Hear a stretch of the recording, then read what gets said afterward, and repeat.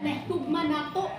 Muimin mo ang gugma niya nga pure gyud, walay pagduha-duha nga gugma uban sa kaluoy. Kung baoy hinungdan nga hihatod gyud sa pagpakasal, no? Kung og istorya ta og uyab nga uyab niya mo pakasal sila tungod kay naa sila close nga relasyon. So niabot sila sa punto nga magpakasal tungod kay naa sila close kaayo nga relasyon.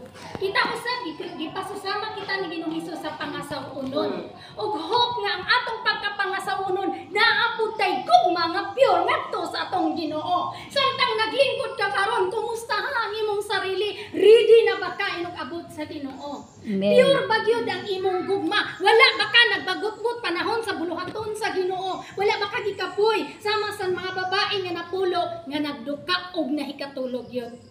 Ninika po nun mga igsoon, bulahan kay takay naatay gihulak nga Dios nga mo luwas nato. Og dili na nato hunahunahon nga dugay pa. Amen. Mauna ni ang time nga nag-travel na ta. Mauna ni ang time nga nagsugat na ta sa Ginoo. Og dili ta magtinanga-tanga sama sa 5 ka mga buang-buang o mga danghag nga babae.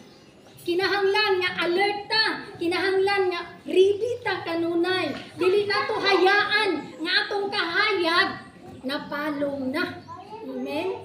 Ang kahayag nato mga igsoon mauning light of divinity, wisdom, intellect, and good works. Kinahanglan nga naatay kanang pagkamaalamon, naatay pagkabalaan, Diyos nun, balaan nga sa labutan, kahayag sa katawhan. Sama sa suga ba nga, sa Mateo 5:14 to 15 nga magtungtong og suga ibabaw sa gantangan, dili ibutang sa ilalom sa gantangan. Kay unsay purpose? Aron mahayagan ang tibuok panimalay. Kita ang kahayag, igsoon. Kitang mga nanay kahayag sa atong panimalay, kahayag sa atong mga anak. Kumusta ang atong mga anak, nahayagan ba? Kumusta ang atong bana, nahayagan na ba? Hallelujah. Nakita ba nila ang atong kahayag? Nga nang magbinon man ta ako, anak, di yun madala. Kumusta man ang imong kahayag? Hallelujah. Glory to God. Kumusta ang atong kahayag? Kumusta ang atong uwil? Basig na humas na. Hallelujah. Ang uwil pa ang Holy Spirit. Praise God. Ningon ba talon bubuhay ragyod ko sa Holy Spirit. Panahon sa Sunday. Nagkakamukadaot-daot ng naong sa praise and worship. Ako bang gipangayo sa atong kasing-kasing nga Lord, bubuhay ko sa Holy Spirit. Ang Holy Spirit mauning uwil igsoon. Hallelujah. Ang mga babae nga wise, wala sila nagpasagad. Wala sila wala sila nag-disobedient. Gisunod gid nila ang kabubuton sa Ginoo, nagbuhat sila sa kabubuton sa Ginoo. Wala nila gihayaan nga mabugnaw sila. Wala nila gihayaan nga maluya sila. Kay aron pag-abot sa Ginoo, ready gid sila kanunay. Maupod kita karon. Daghan gid kaayo tag-agian kung magsugat ka sa Ginoo. Daghanay gyud kag maagian sa dalan nga atong ginalaktan. Kalisod, balatian, BI. Bisan kauban ra nato, bisan sulod sa panimalay nato, BI-ayon ta. Kay ilagid tang kanang gamitan gid sa yawa nga kanang maluya ta. Apan salamat sa atong gamhanan nga Dios nga siya nagkanunay pagbubo sa gahom sa Espiritu Santo. Mao pa ni ang time nga ang Holy Spirit ibubo pa. Dili na unya sunod sa panahon nga ang Holy Spirit pangayoon nimo sa imong amiga. Kung dili sa Ginoo ta mangayo. Amen. Ang mga babaeng buang-buang ulahin na. Dito na sila nangayo. Nga ura-ura na. Pero karon mga igsoon panahon pa nga mangayo ta Holy Spirit sa Ginoo. Labi na sa atong devotion. Labi na sa atong pagbasa sa Bible. Mga igsoon nakaanap din ko nga okay po baya nang kanang mag-inusara kakadali gani. Dito sa bukid pa mauna ko malahi ka Dios. Dali na ko makontak ang Holy Spirit panahon magbasa ka. Masense na nimo nga nang lihok ang Ginoo. Panahon nga naghigda ka matingaka nga ang imong luha nagtulo. Ambot nga no. Pabakuron gyud ka sa Ginoo niya human na ay verse nga iyatang. Mauna ang buhat sa Holy Spirit kanunay sa ato. Ihatang sindihan kanunay. Ihatang pasigahon kanunay aron makalahutay ta ug dili ta magduka sa magsugat sa atong pangalan. Amen? Hallelujah. Nining kako ng mga igsoon, ating paningkamutan, kay sadto sino? Kaning 10 virgins, mga Kristohano na ni. Kaning mga 10 virgins, virgin na gani sila no. Wala sila nahugawan.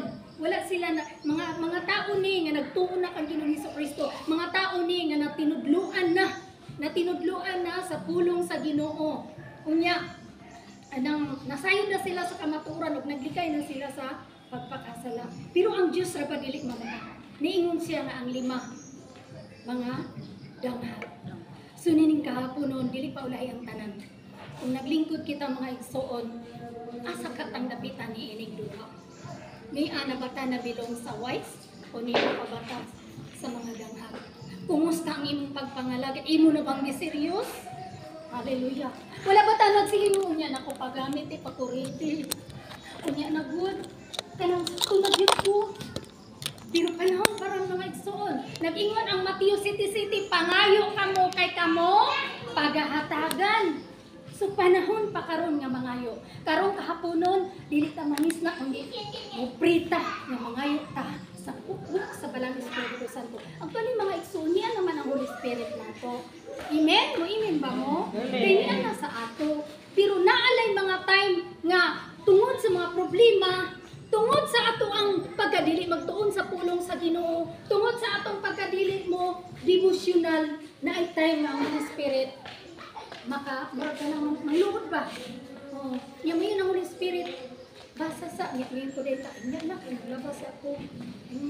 Ngayon ang pastor kuan niya saan ni barugi dili ko kay dili pa pwede ang Holy Spirit ana nakuan yun kanang nahiubos siya unya dili na siya utok-utok na dali lang na nimong pabalikon kanang dali bitaw nimo siya dayon ni kay ang Ginoo kuan na siya uy Dios na siya nga balaan dili na nimo basta-basta nga dalion na lang nimo siya invite.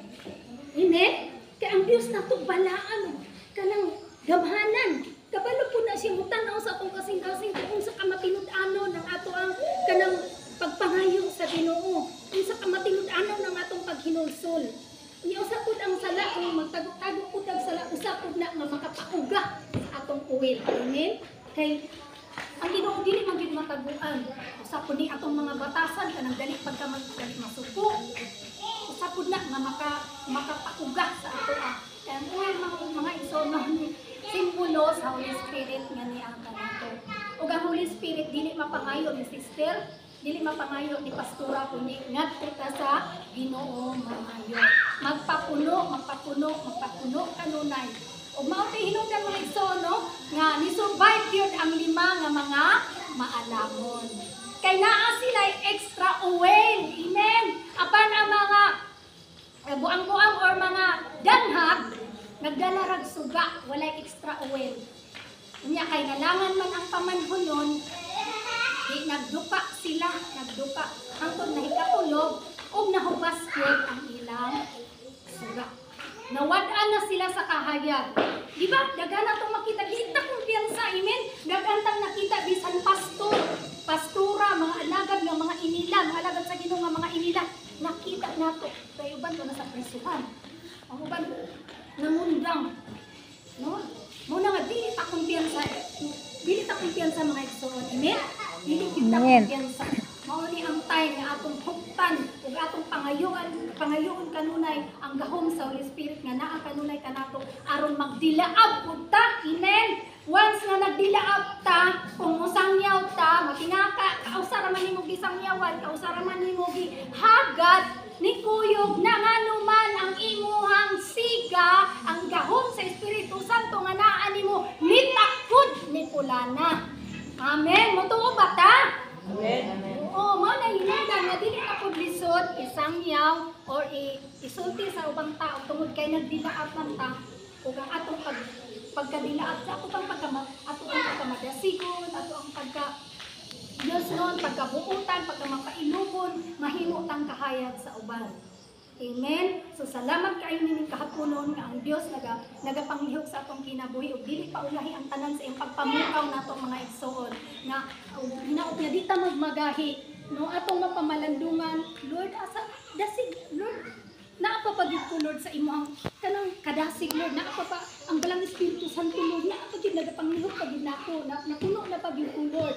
Mao pa ni ang time nga mangayo ta kanunay. So dili ta makontento. Amen. Dili ta maingon tama na ni. Ano bitaw ko, matin ra gud ko. Okay ra ko. Ayaw igsoon. Tinguhaon nato. Uban sa tabang sa Ginoo kung asa ta niya. Gibutang dito ta unya nato gi gusto nato nga.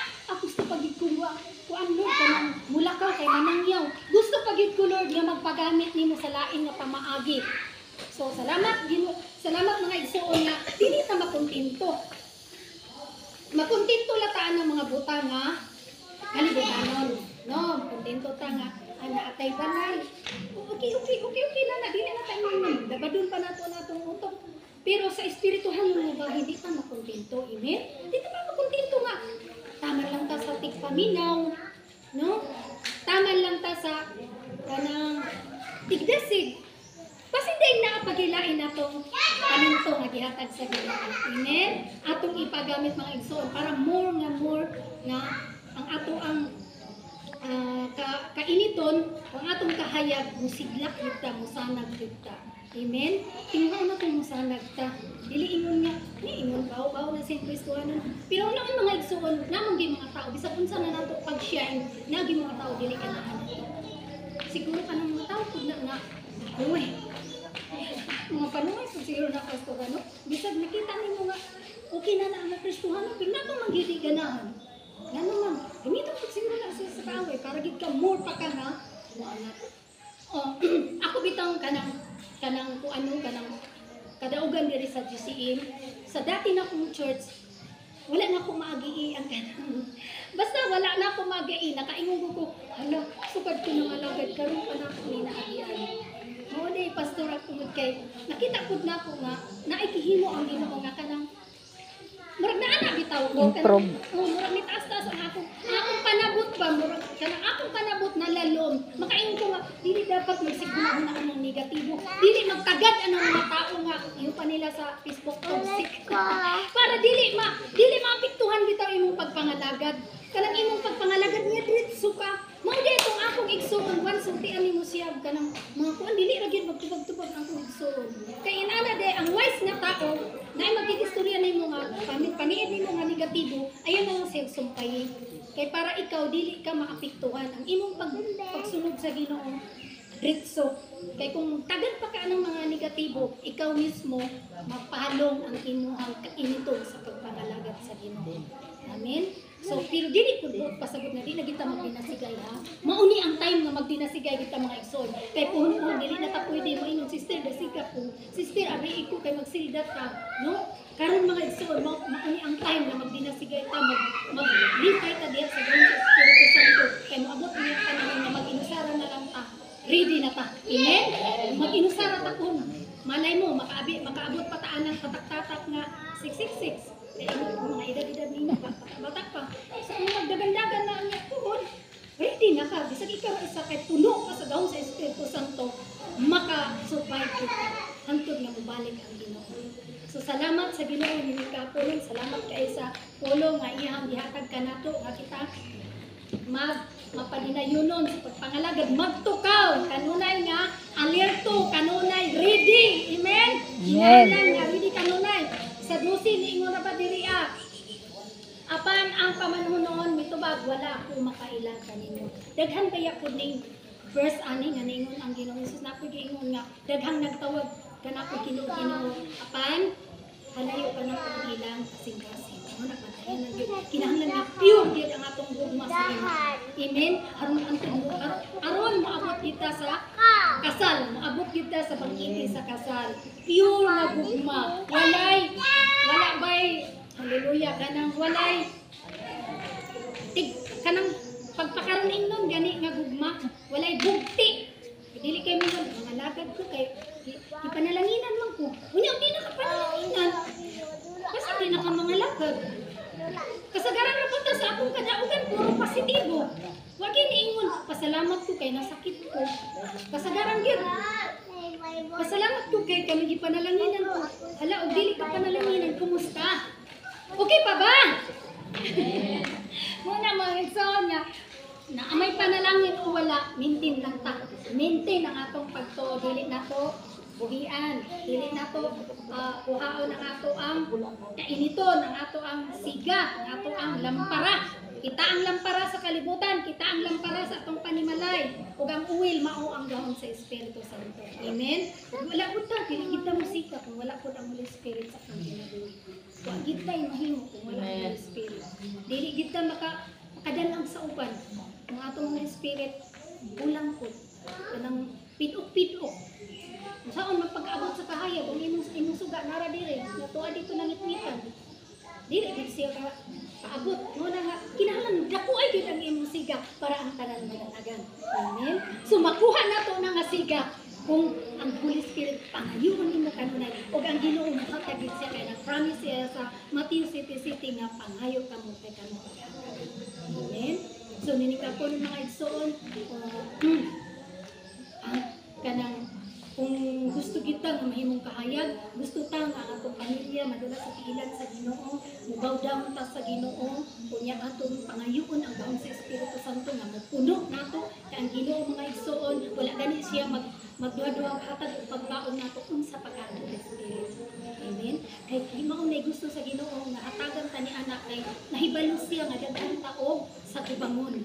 Daghan tag mga kalisdanan nga sa tubangon so tagaan gyud ta niya ni anak kita kinasing-kasing nga naman. So ninikaponon, praise God. Ako po ni hatag usa kadali ni pastora ang higayon sa pagpuno ini I believe nga si pastora anak sa Ginoo na ay kaalam nga dasig nato hatag og strength nato nga siya gamiton sa Ginoo sa atong buhaton karon pangayo nato ang awit bata o sa kung ihatag na lang nato ang tanang higayon ng pastora o dugang mga pagpuno sa pulong sa Ginoo.